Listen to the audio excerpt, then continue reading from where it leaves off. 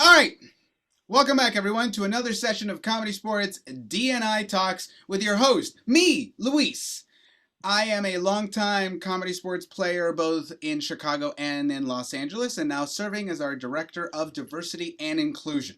Now, one of the reasons we started this show is to essentially not just present our ensemble to our community, but also to hear their stories, to hear their truths as to how they've made their way through improv communities, whether they be here in Chicago or in any other city, but also specifically what they've gone through as they're climbing the ladder at Comedy Sports Chicago, both so that we can stop repeating the mistakes of the past and start repeating the good moves of the present, and obviously build an environment where people feel like they can do their best work and feel appreciated, and essentially make these conversations normal within our ensemble, our communities, so that we can talk about this stuff more and progress forward. Today, I am joined by one of our ensemble members. She's been around for a few years, but we have become very good friends. One of my best friends here in Chicago. Please, please welcome Marilet Martinez. Fanfare, fanfare, rockets, fireworks. One Yeah. sparkler. And it's out. Yes. You write your name. We're on a budget. How are you? I'm all right, I'm riding the insurrection ride. Like, Yeah. we all up, we're down, we're all around. So It has been a I week. feel like I don't know. I feel like I'm just taking it like a moment at a time right now. Oh Like yeah. as best as I can. It has been a heavy week. This very much timestamps this conversation. Yeah. We are what 5 days? 5 days from 5 days out. Yeah. 5 days out from the insurrection, and Yes. here we are talking improv. Whew. Whew. It's World- cool. world- It feels good. Yes, and Louise. See? so Marina, See? for all of our viewers, our community, our fans that are out there watching who are not familiar with Marilet, why don't you tell us a little bit about yourself and where your improv journey started? Sure. So I am a born and raised San Francisco native. I grew up doing theater. I went to theater school. After graduating from a theater conservatory, the Pacific Conservatory for the Performing Arts in Santa Maria, California, a little tiny town. And I went back. I got a job offer from Kaiser Permanente's Educational Theater to do like doing educational theater tours like all over Northern California. And that was when I was about, I think, freshly 20 years old. I think I was about to turn 21, Okay. like I'm 2 months into the job or something. You were a baby. And I was a baby. I was a baby. And I have worked in some capacity with that company for the last 17 years, which has been a huge blessing. A little less now, especially since the pandemic, but especially since I've been out here in Chicago for the last 3 years. But so and when I wasn't doing children's theater by day, I was also doing a lot of teaching artist work all over San Francisco, Oakland, Berkeley, all over the place.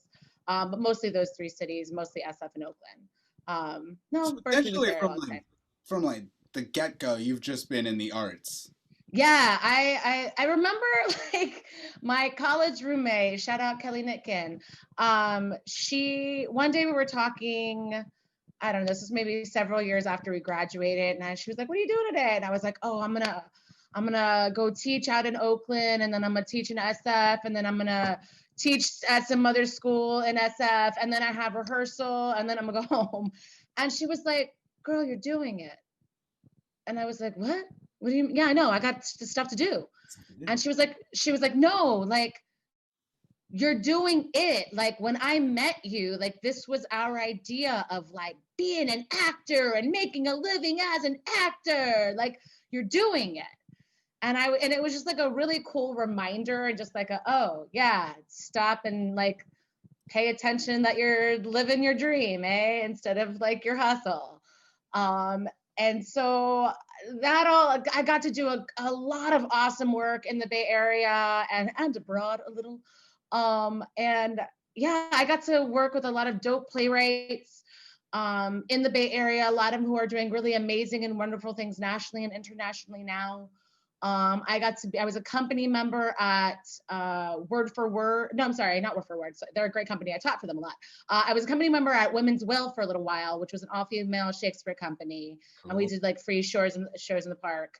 And then I was a company member with Impact Theater in Berkeley and Cutting Ball Theater in San Francisco at the same time. And both of these theaters focused on like creating new and Cutting Ball was more new and devised work, and then like takes on classics, very like cerebral, lots of PhDs in the room. And it was like in this like little black box theater in the Tenderloin. And then over at Impact, it was in the basement of a pizzeria, and it was like going to all my Star Wars nerds and making theater and comic book nerds with the PhD Melissa Hillman in the room. Shout out Better Gertrude. She's an amazing theater practitioner and I think writer about what's happening in theater, in the landscape of theater.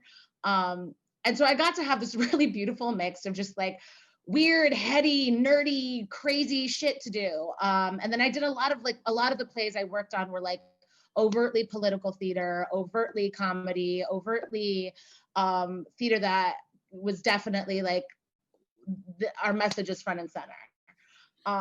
And so, sorry, you.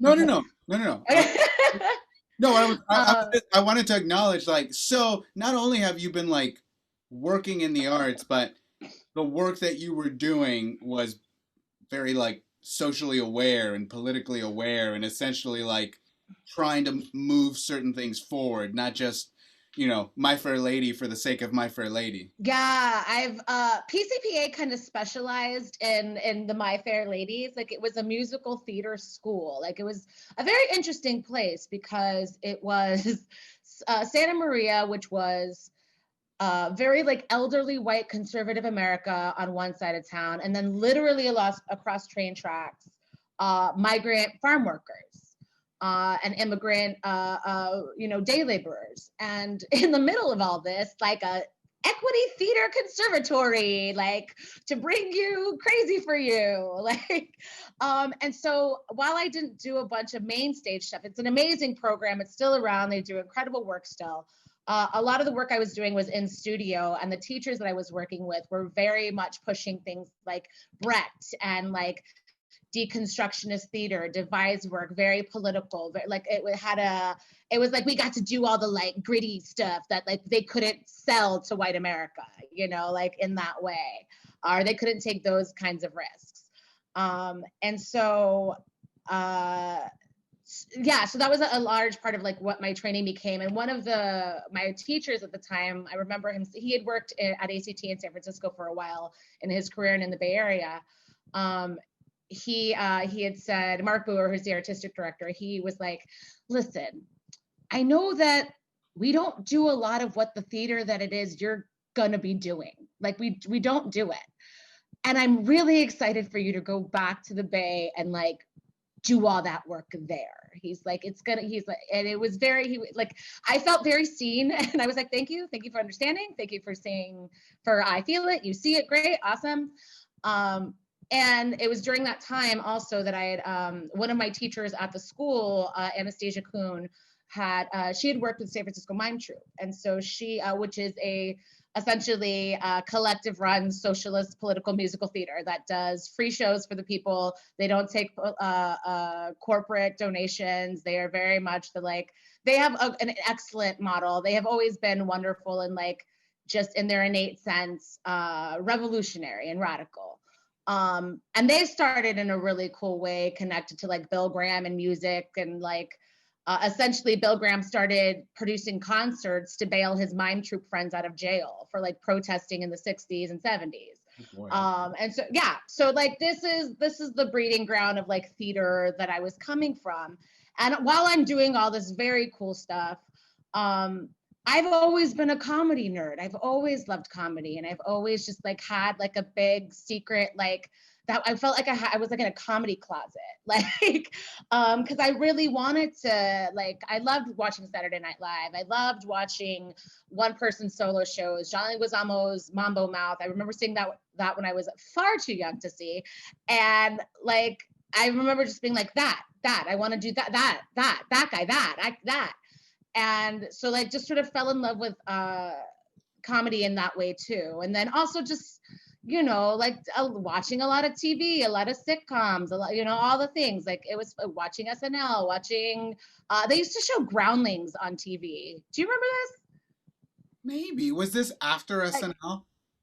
it was after SNL. They used to show like literally just like in the back of the Groundlings Theater in LA, just shows. And it was like Mindy Sterling and a bunch of these people, Yeah. right? Yeah, It like, was either and so like that or it was like a stand-up show. I think it was like Gotham Tonight or something like that. something like that. Yeah, there was a bunch of this stuff that was always on like OG Comedy Central, right? And like, so I watched a lot of that stuff, absorbed it, and really wanted to do more improv and do more writing on my feet and playing in that regard. And so one day, I was like, like, I'm just gonna go to, like, my homeboy Ugo, who is an incredible performer, clown, improviser, wonderful human being.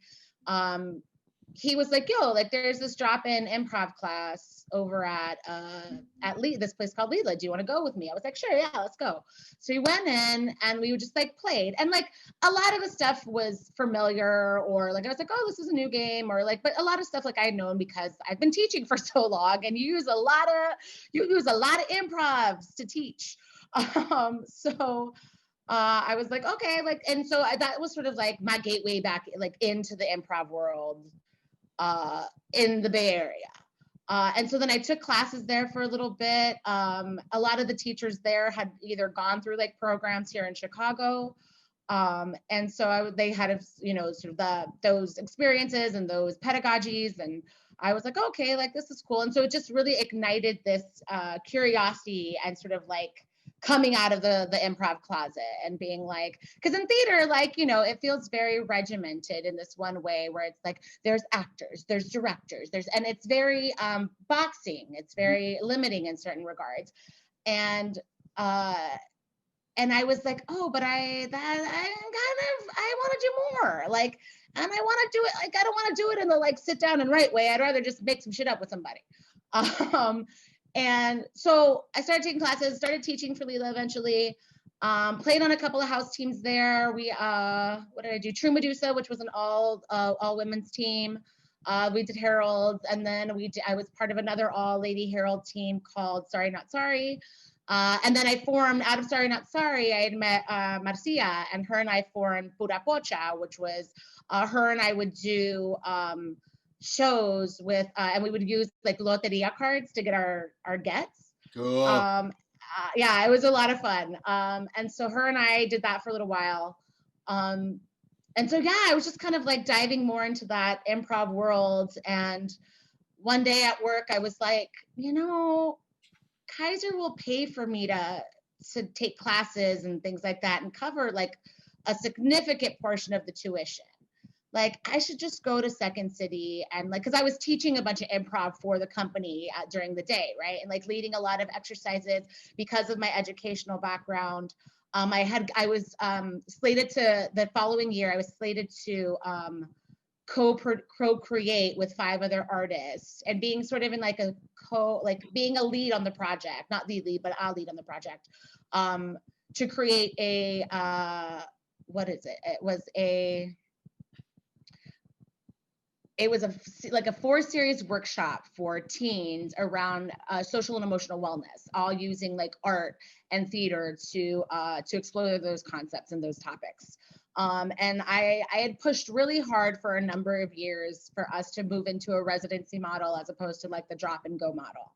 I was like, if you really want to see community change, and if you really want to like be involved in a community, you have to invest more than like an hour of like, here's our show, gotta go.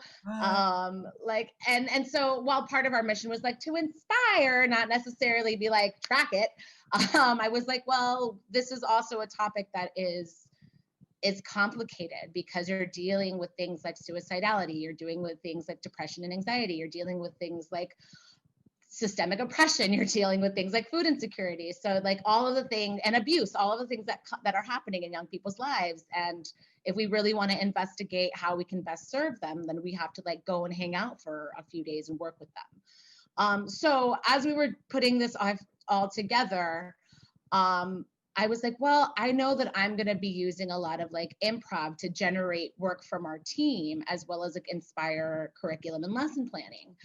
So I was like, I'm going to see if I can get them to pay for me to do adult intensive at Second City. Smart. And so I'm there on my little work computer, tacking. And my homegirl, Cherise, who's an amazing, amazing theater practitioner, is like, pokes her head and she's like, what you doing? And I was like, oh, I'm going to see if I can, get them to pay for me to go to Chicago. And she's like, I've always wanted to do that, like go to Second City. I was like, girl, come on, let's go. She was also going to be on the team with me. So I was like, great. So we got it approved. We're going to come to Chicago for 3 weeks. They were going to cover tuition mostly. I also applied for a Second City scholarship. So like, I was like, great, we are good. Came out here for 3 weeks, did the summer intensive. When was this? This was in summer 2016, I want to say. Okay. Because I moved in fall of 2017. So this was in summer of 2016. And it's so funny that you say that because I'm realizing now we were taking intensives at the same time. I landed in Chicago and got offered intensives because they wanted to fill some spots, so they filled it with like some of their performers and teachers. And I just gotten off the ship, so they were like, "Do you want to do these for free?" So I did like a musical one and then a songwriting one. That's when I found out I can't write songs.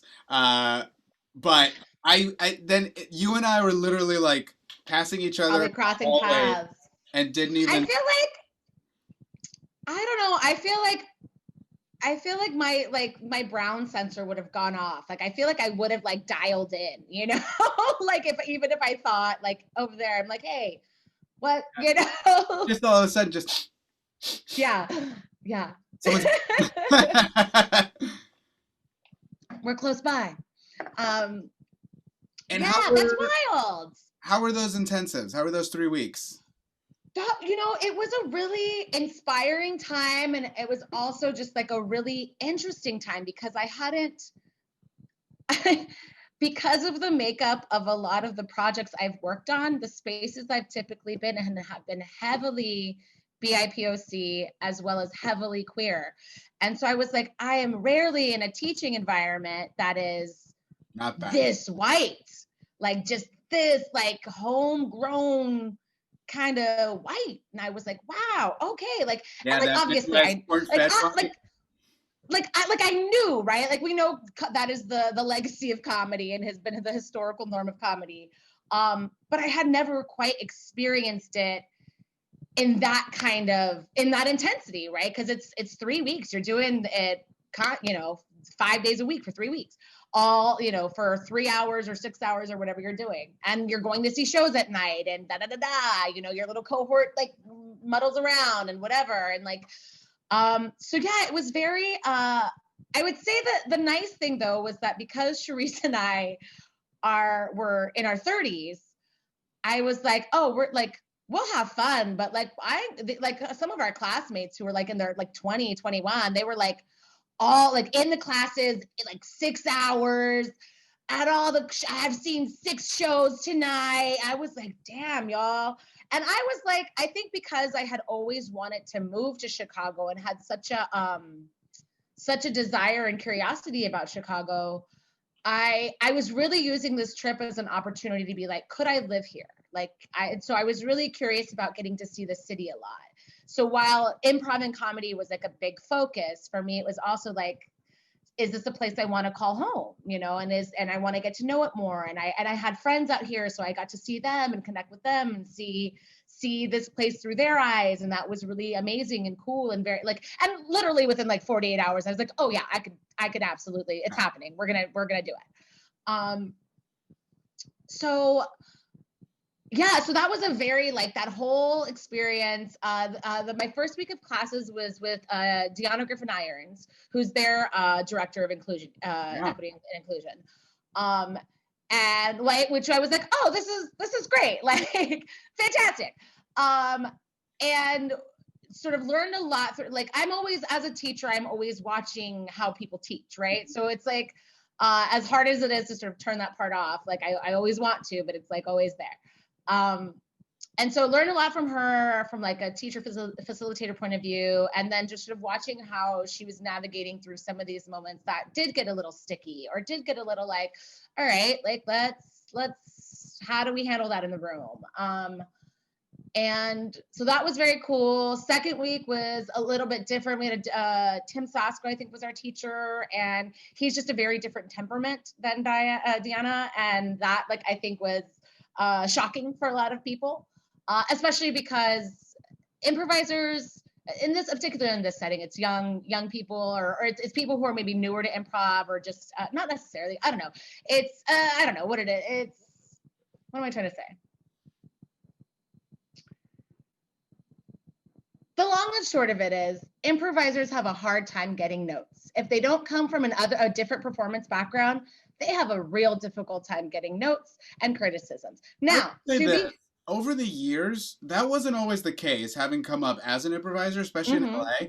But I would say within the last, maybe within the last 10 years, I think there was a switch somewhere along the way where notes just started becoming this taboo thing. And I never understood it. All I kept thinking is, how are we going to get better if we're not doing notes, giving notes, talking about notes? It just became this taboo, and I don't know where it came from or why people thought it was okay.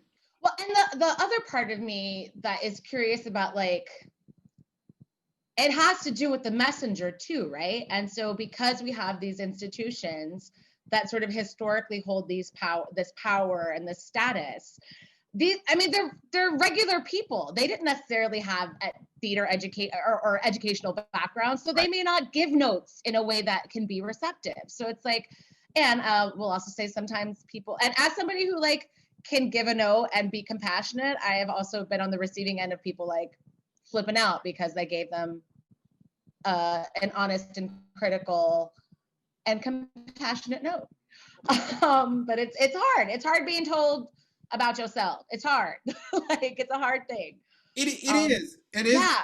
And I think you made a real excellent point, because the way that teachers are chosen at improv theaters is there's no proper training or auditions or checking your resume. It's just you're the hot shit right now, so we're gonna give you a class, or you're Mr. Cool over here. And I'm very aware that I'm choosing male pronouns because it's usually white straight dudes that get those classes. So to even consider it from that point of view of someone who has been in education would have the training to essentially give this sort of information, these notes, in a way that can be receptive to people. But when you're not taking the time to train these people, this is what you're going to get. And maybe that's a big part of why notes all of a sudden became not a thing. Right. No one knew how to do them right. That I think it's a little hodgepodge of a lot of it, right? Sure, yeah. So that we got notes, we got shook up a little. That was cool. That was week 2. Week 3, Anthony LeBlanc, who is the now acting artistic director, was our teacher for that third week. And he was great. I learned a lot. There was it was more focused on that was more of a improv 2 sketch. How do we generate a little bit more in that way? So that was cool. It was a nice sort of shift, and okay, we got to do sketch pitches and things like that, which was neat.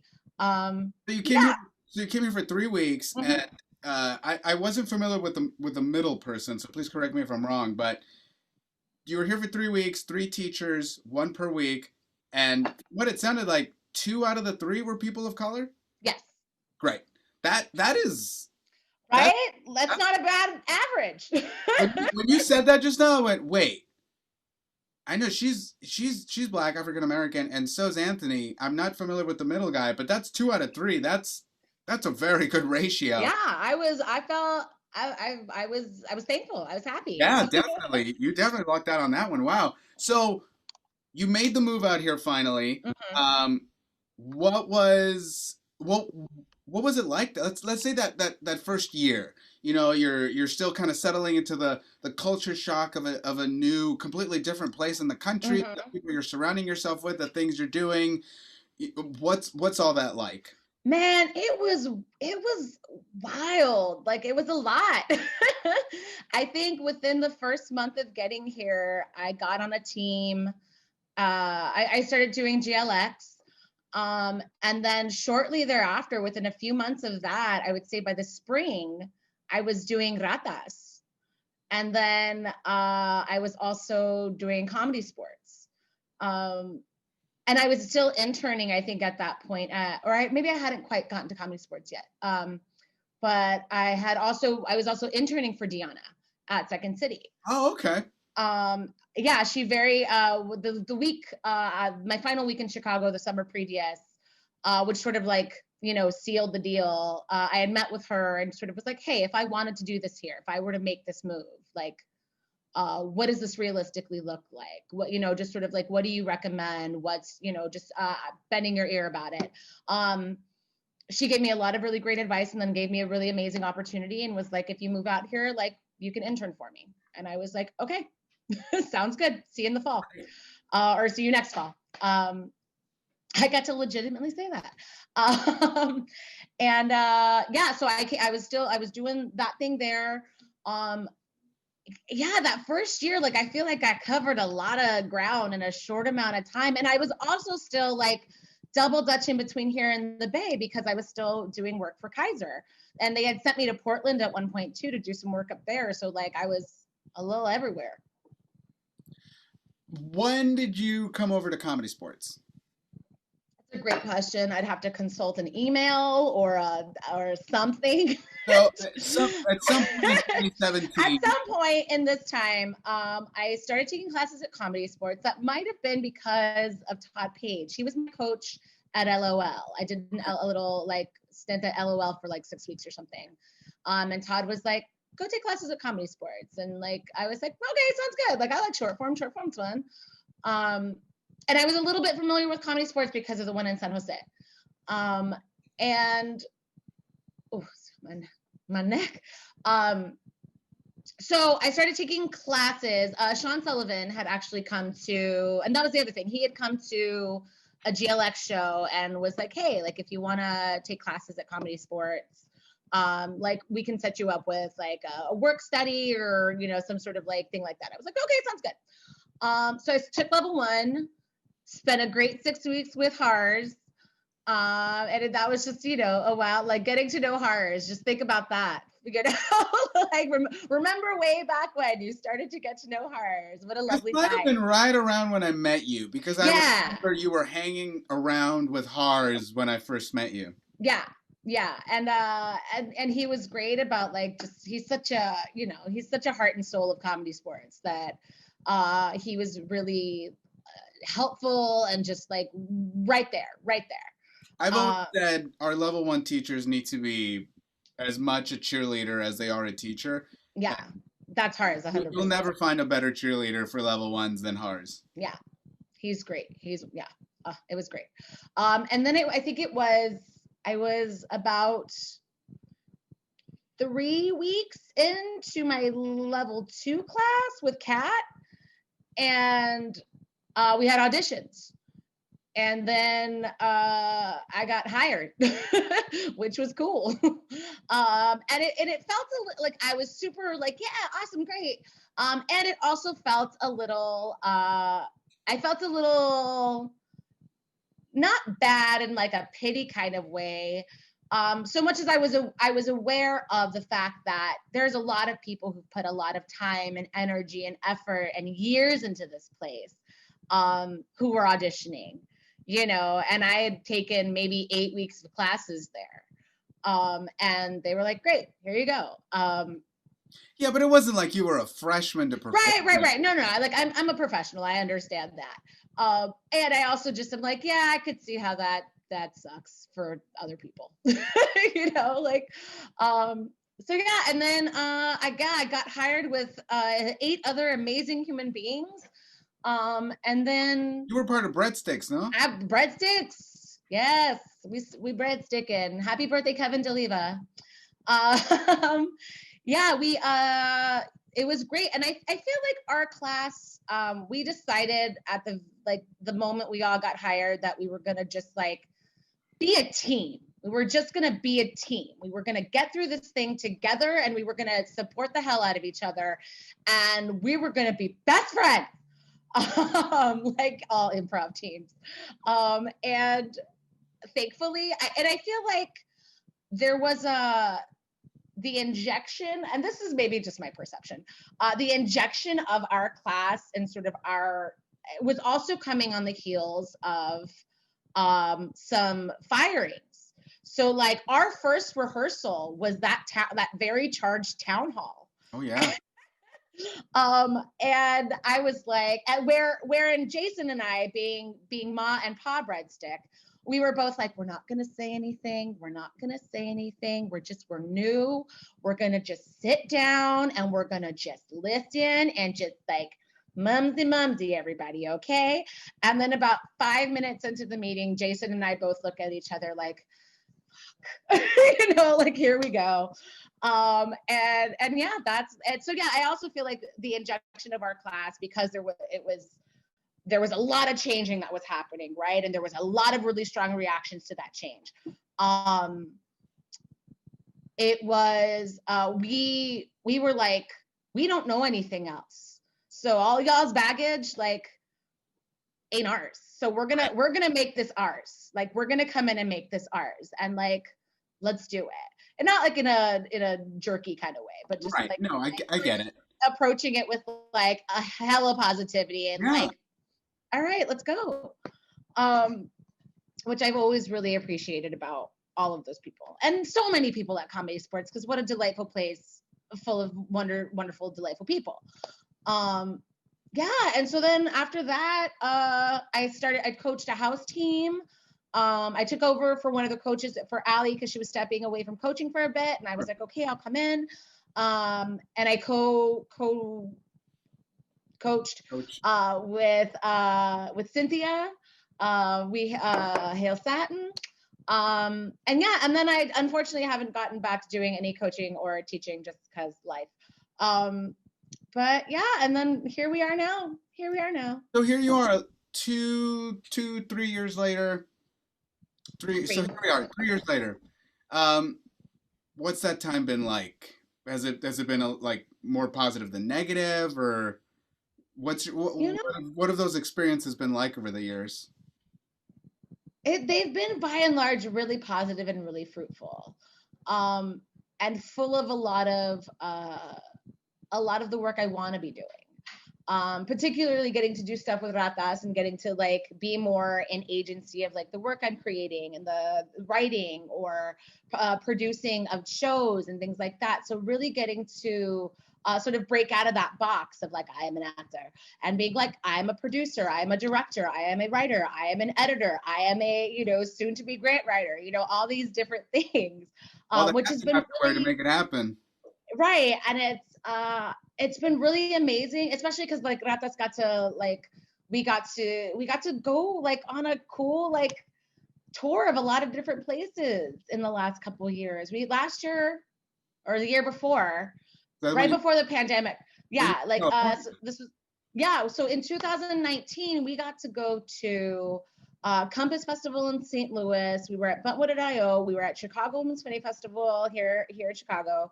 We went to Femprovisor Fest in San Francisco. We did a feature show and classes in Austin. We did feature show and classes in LA. And the LA gig was right before I went up to the Bay to go work on Mangoes. Right. And then pandemic. But but yeah, so all of that work has been incredibly fulfilling, anxiety producing, also very challenging in a really nourishing way. And in a way that makes me kind of have to like constantly be in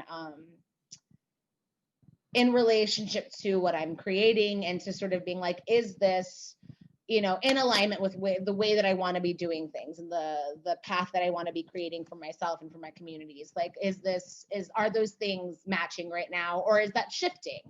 Yeah, I had a really interesting conversation with some homegirls the other day about what do our careers in theater or the performing arts or look like, now post, or now in a pandemic-y world. Do those things mean the same thing to us anymore? Is that what we want? Like, all of these different questions. And I was really like, yeah, well, how do if my idea of my dream looked this one way for so long, and now there is a whole other external factor that has made that be radically, the possibility of that be radically different, how do I reapproach my dream?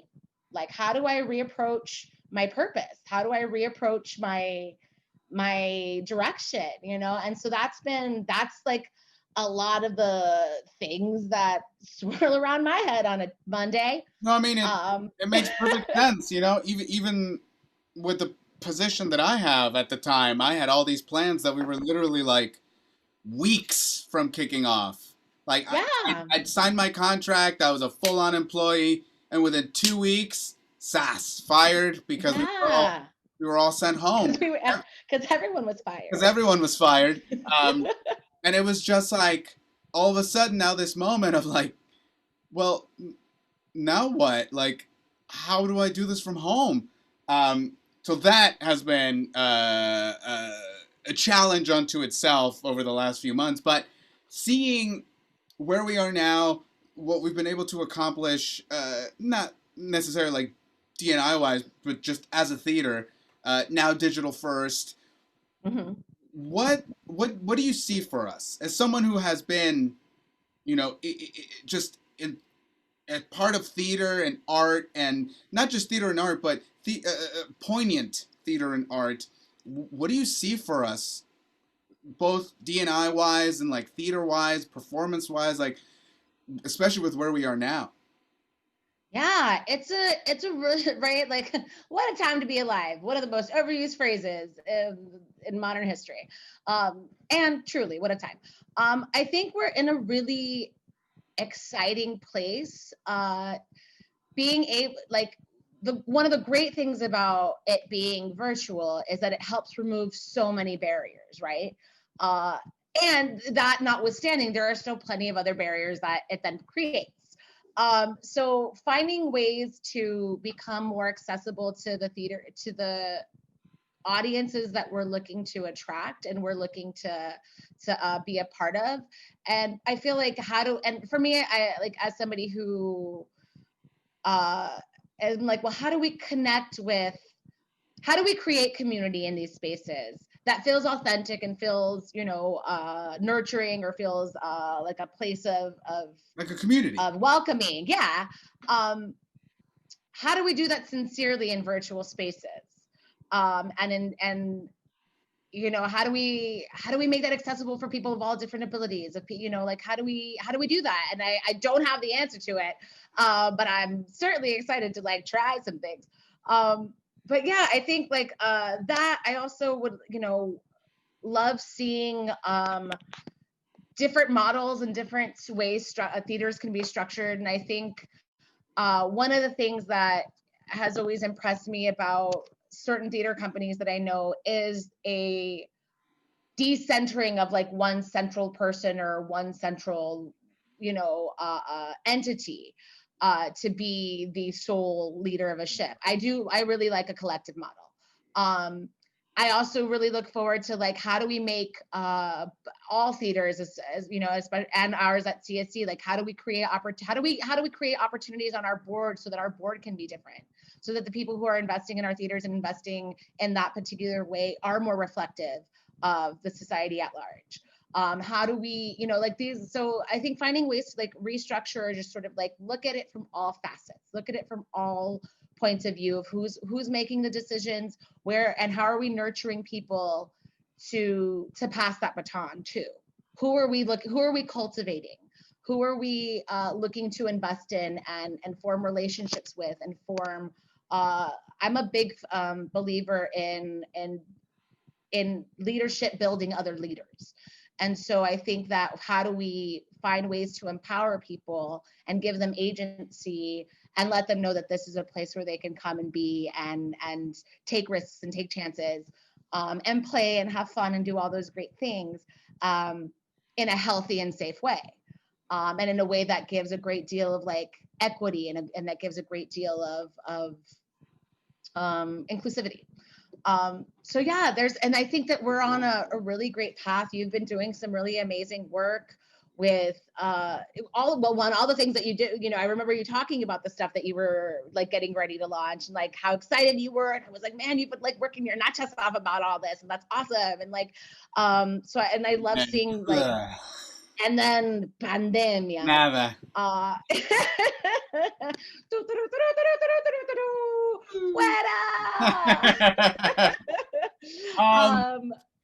So what do you see for yourself within the company? You've gained new trainings and new positions around voice, and we're all kind of trying to put ourselves in different aspects of the new, I don't want to say regime, but that's the word that popped in my head. Pero what do you want for you? What would you like steps to look like for Marilet? For me, I definitely want to get more familiar with just other parts of the show. I start reffing this month, which is really cool. I'm like nervous about it, and I'm excited about it, which is cool. I want to do voice stuff. I'm excited about like the other programming that we're thinking of creating, and trying to figure out for our Twitch channel and our YouTube channel. And I think one place that because I do come from a sort of more like youth-oriented educational background, I feel like a place that we have a lot of like room to like grow and explore in is, while we are a family-friendly show, we aren't necessarily aimed towards kids.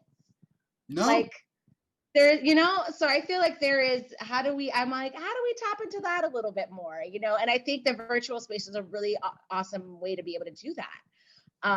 And I was like, okay, like I'm like a little more. Yeah, like, yeah, I was like, how do we, is there because I know we have like classes and stuff do we have classes for high schoolers, and do we have middle school too? We have kids camps that we do at different times throughout the year.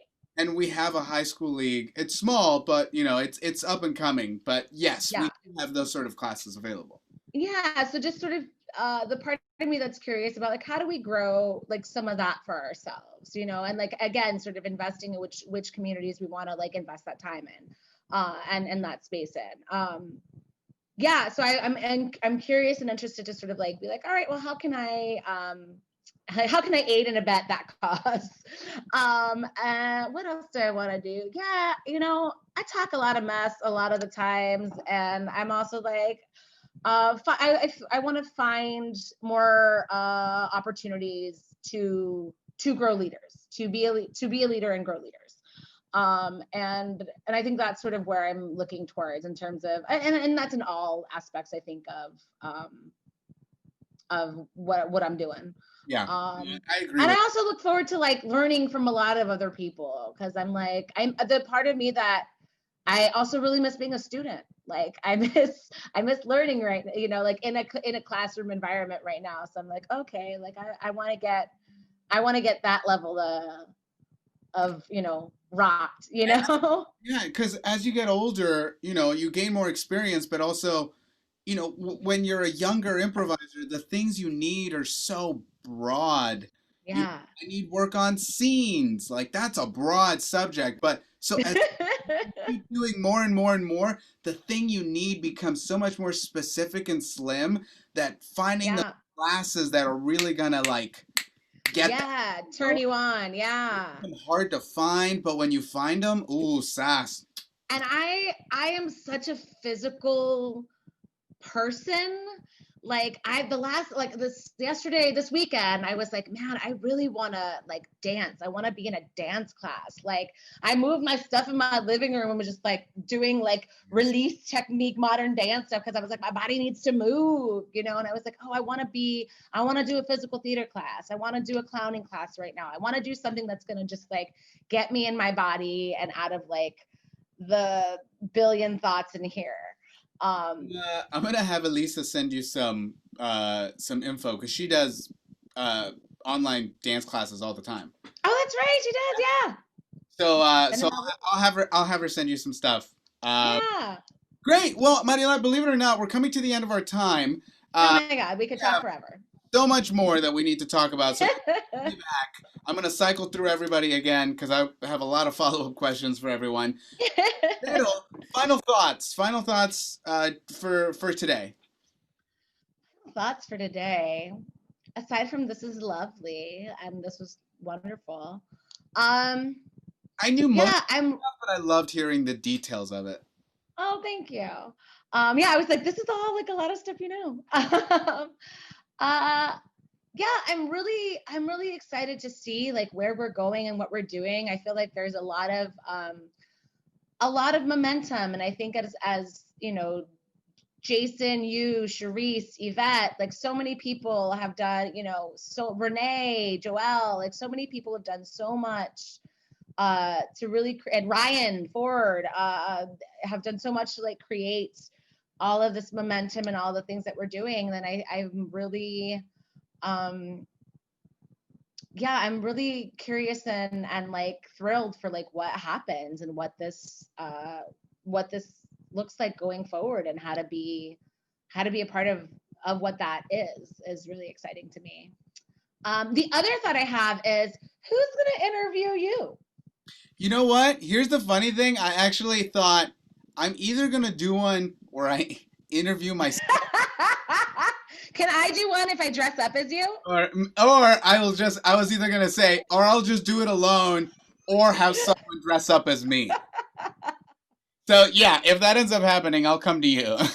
Okay. Yes, you will have to dress up as me.